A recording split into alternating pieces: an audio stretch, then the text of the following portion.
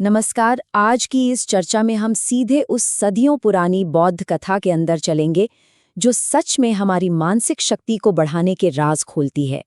एक गुरु और उनके शिष्य राजवंत की इस कमाल की कहानी के जरिए हम उन 8 नियमों को समझेंगे जो किसी भी आम दिमाग को असाधारण रूप से शक्तिशाली बना सकते हैं। तो चलिए सीधे इसके मूल सिद्धांत पर आते हैं। गुरु का सबसे बड़ा पॉइंट ये है कि हमारे शरीर की ऊर्जा यानी एनर्जी सीधे तौर पर हमारे दिमाग के विचारों से तय होती है। सोचिए, जब दिमाग में दुख और निराशा होती है तो शरीर कैसा थका हुआ और बेजान सा लगने लगता है। लेकिन वही दूसरी तरफ जब विचार उत्साह से भरे होते हैं तो जिस्म में एक असीमित ऊर्जा बहने लगती है। ये माइंड और बॉडी का कनेक्शन बिल्कुल डायरेक्ट और स्पष्ट है। आगे बढ़ने से पहले जल्दी से देख लेते हैं कि इस चर्चा के 5 मुख्य पड़ाव क्या होंगे। पहला, विचारों की शक्ति। दूसरा, बाहरी बोझ को छोड़ना। तीसरा, भीतरी ऊर्जा को जगाना। चौथा, शांत रहकर एक्शन लेना। और पांचवा, संपूर्ण बदलाव। शुरुआत करते हैं पहले हिस्से से, द पावर ऑफ थॉट्स यानी विचारों की शक्ति। एक शांत आश्रम का दृश्य है जहां शिष्य राजबंद अपने गुरु से एक बहुत ही सीधा पर गहरा सवाल पूछता है कि आखिर मस्तिष्क को शक्तिशाली कैसे बनाया जा सकता है। अब गुरु सीधे जवाब देने के बजाय एक उल्टा प्रश्न पूछते हैं। वो सभी से पूछते हैं, क्या कोई सूरज को पश्चिम से उगा सकता है या तेज बारिश को आदेश देकर रोक सकता है? जाहिर सी बात है, इसका जवाब है बिल्कुल नहीं। गुरु यही समझाना चाहते हैं कि जिस तरह मौसम पर किसी का कोई जोर नहीं, ठीक उसी तरह जो घटनाएं पहले ही बीत चुकी हैं उन्हें भी बदला नहीं जा सकता। इस विश्लेषण को आगे बढ़ाने से पहले गुरु की इस बात को समझना बहुत जरूरी है। जब मन दुखी होता है तो शरीर ऊर्जा विहीन हो जाता है, पर जब विचारों में उत्साह होता है तो शरीर फूल की तरह खिल उठता है। देखिए, इन 8 नियमों का तब तक कोई फायदा नहीं जब तक हम माइंड और बॉडी के इस गहरे रिश्ते को पूरी तरह स्वीकार नहीं कर लेते। यहाँ से हम अपने दूसरे हिस्से में आते हैं, रिलीजिंग द एक्सटर्नल बैगेज, यानी जो अनावश्यक बाहरी दबाव दिमाग पर हावी हैं उन्हें कैसे हटाया जाए। तो मुख्य बात यहाँ ये है कि इन भारी बोझों से छुटकारा कैसे पाएं। पहला नियम कहता है कि जो हो चुका है उसकी परवाह करना छोड़ देना चाहिए। तीसरा नियम सिखाता है कि दूसरों से बहुत ज्यादा उम्मीदें ना रखें। और पांचवा नियम याद दिलाता है कि कभी भी खुद को कोसना या दोष नहीं देना चाहिए। ये तीनों नियम दिमाग को उन चीजों से हल्का करने के लिए एकदम जरूरी हैं जो आगे बढ़ने से रोकती हैं। आइए नियम 1 को थोड़ा और करीब से देखते हैं। उन बीती बातों पर परेशान होना जिन्हें बदला ही नहीं जा सकता, बिल्कुल वैसा ही है जैसे मौसम को बदलने की जिद करना। इससे सिर्फ और सिर्फ परेशानी मिलती है। जो बीत गया उस पर रोने से बेहतर है कि पूरा ध्यान आगे आने वाले वक्त पर लगाया जाए। अब उम्मीदों की बात करते हैं, जो कि नियम 3 है। उम्मीदें 2 तरह की होती हैं। एक वो जो लोग दूसरों से रखते हैं, जो अक्सर दिल टूटने और दुख का कारण बनती हैं। दूसरी वो जो इंसान खुद से रखता है, और यही उम्मीद उसे आगे बढ़ने के लिए प्रेरित करती है। गुरु यहाँ एक बड़ी कमाल की चेतावनी भी देते हैं, खासकर उन माता पिता को जो अपने अधूरे सपनों का बोझ जबरदस्ती बच्चों पर डाल देते हैं। ये बिल्कुल गलत तरीका है। और ये अगली स्लाइड बड़े मजेदार तरीके से नियम 5 को समझाती है। सोचिए, क्या एक हाथी आम के पेड़ पर चढ़ सकता है? सवाल ही पैदा नहीं होता। अब अगर हाथी इस बात के लिए खुद को कोसने लगे तो क्या ये मजाक नहीं लगेगा? बंदर और गिलहरी पेड़ पर चढ़ने के लिए बने हैं, हाथी नहीं। ठीक उसी तरह किसी एक काम में फेल होने पर खुद को निराश नहीं करना चाहिए, क्योंकि हर इंसान की काबिलियत बिल्कुल अलग और अनोखी होती है।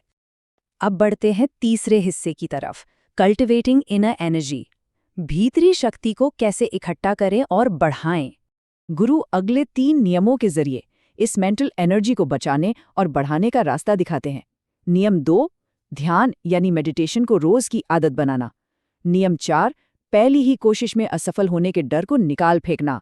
और नियम 6, अपनी कीमती ऊर्जा को फालतू के कामों में बिल्कुल वेस्ट न करना। ध्यान की अहमियत को गौतम बुद्ध के खुद के सफर से समझा जा सकता है। जब वो सत्य की खोज में निकले तो उन्होंने शुरू में बहुत से खोखले कर्मकांड किए, जिससे सिवाय शारीरिक कमजोरी के कुछ नहीं मिला। पर जब उन्होंने गहरा ध्यान लगाया, तब जाकर उनका भटकता हुआ दिमाग शांत हुआ और असली ताकत बाहर आई। सच्ची मानसिक मजबूती किसी बाहरी दिखावे से नहीं, बल्कि भीतरी शांति से आती है।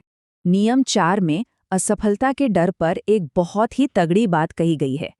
लाइफ की सबसे बड़ी असफलताएं स्किल की कमी से नहीं आती, बल्कि असफल होने के डर से आती हैं। यही डर कॉन्फिडेंस तोड़ता है, नींद उड़ाता है और घबराहट पैदा करता है। लेकिन जैसे ही आपका पूरा ध्यान सिर्फ अपने काम पर होता है, ये डर खुद ब खुद गायब हो जाता है। और नियम 6 एक बिल्कुल कड़वी सच्चाई सामने रखता है। हम सबके पास ऊर्जा का एक बड़ा भंडार है, लेकिन अगर हम इस ऊर्जा को गलत लोगों पर या ऐसे कामों में बिखरा देते हैं जिनका कोई मोल नहीं, तो लक्ष्य का अधूरा रहना तय है। अपना फोकस और एनर्जी हर जगह मत बिखराइए, इसका सही इस्तेमाल कीजिए। अब आते हैं चौथे हिस्से पर, एक्शन थ्रू माइंडफुल साइलेंस, यानी इस बची हुई एनर्जी का बाहरी दुनिया में शांत और सटीक इस्तेमाल कैसे करें। ये आखिरी 2 नियम रोजमर्रा की जिंदगी के लिए बेहद प्रैक्टिकल हैं। नियम 7 कहता है, सुनो सबकी, पर एक्शन अपनी कैपेसिटी के हिसाब से लो। और नियम 8 सिखाता है, बोलो कम और काम पर फोकस ज्यादा करो। ये दोनों बातें डेली चैलेंजेस के बीच दिमाग का बैलेंस बनाए रखने के सबसे असरदार तरीके हैं। यहाँ सच्ची क्षमता या ट्रू कैपेबिलिटी को समझना बहुत जरूरी है। भीड़ की अंधी नकल करने के बजाय अपने खुद के फिजिकल और मेंटल लिमिट्स को पहचानना ही सबसे बड़ी ताकत है। अपनी अंदर की आवाज सुनकर अपने कार्यों का चुनाव करना चाहिए, क्योंकि कोई भी किसी व्यक्ति की कैपेसिटी को उससे बेहतर नहीं जान सकता। अब इस स्लाइड में जो बात है वो सच में बड़ी दिलचस्प है। गुरु ने नियम 8 को अपने ही शिष्यों का उदाहरण देकर समझाया। जो व्यक्ति जरूरत से ज्यादा बोलता है वो अपनी एनर्जी सिर्फ बेकार की बातों में बर्बाद कर देता है, इसलिए सोच कम पाता है और अक्सर गलत जवाब देता है। वहीं दूसरी तरफ एक शांत व्यक्ति अपनी ऊर्जा बचाता है, गहराई से सोचता है और बिल्कुल सही समाधान निकाल लाता है। और अब हम आ गए हैं आखिरी पड़ाव पर, द अल्टीमेट ट्रांसफॉर्मेशन। इस पूरे ज्ञान को समेटने के बाद शिष्य राजवंत और बाकी सभी लोग एक बिल्कुल नई ऊर्जा और आत्मविश्वास के साथ आश्रम से निकलते हैं। इस पूरे चर्चा का निचोड़ बस इन 4 कदमों में छुपा है। पहला, इन 8 नियमों को भीतर तक इंटरनलाइज करना। दूसरा, बेकार के विचारों को दिमाग से फिल्टर करके निकाल फेंकना। तीसरा, बचाई गई एनर्जी को किसी उद्देश्यपूर्ण काम में लगाना। और चौथा, इन सब के बाद आने वाली किसी भी चुनौती के सामने एक पहाड़ की तरह अडिग खड़े रहना। ये प्राचीन नियम आज की आधुनिक मानसिकता को अटूट बनाने का एकदम परफेक्ट ब्लूप्रिंट है।